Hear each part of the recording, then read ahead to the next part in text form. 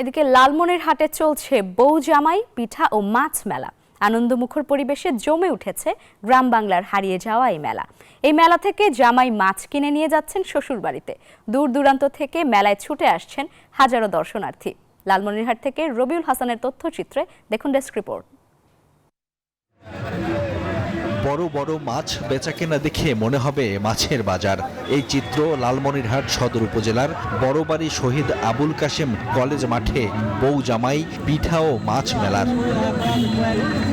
এ অঞ্চলের জামাইরা সকালে তাদের স্ত্রীকে নিয়ে মেলায় যান, বড় বড় মাছ কিনে চলে যান শ্বশুর বাড়ি। আবার বিকেল হলেই আত্মীয় পরিজন নিয়ে মেলায় যান পিঠা খেতে। বড়বাড়ি বউ জামাই মেলায় আসলাম, মাছ কিনে শ্বশুর বাড়ি যাবো।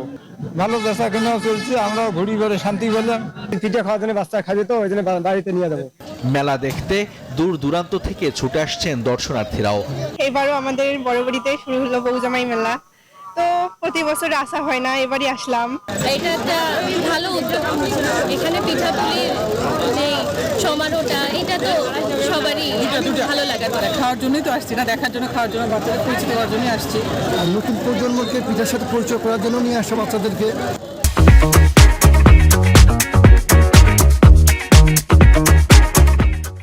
আয়োজকরা বলছেন গ্রামীণ ঐতিহ্যকে ধরে রাখতে এই মেলার আয়োজন করা হয়েছে। এই জেনারেশনের ছেলেমেয়েরা এরা তো আসলে এত বেশি ফাস্টফুডের প্রতি আসক্ত যে পিঠাকে এরা চিনেই না।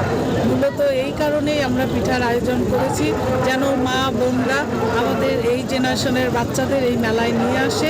আমরা চাই এই প্রজন্মের বাচ্চাদেরকে এই পিঠাতে আসক্ত করা এবং বিশেষ করে এই গ্রামীণ হারিয়ে যাওয়া এই পিঠা যেন পুনরায় ফিরে আসে।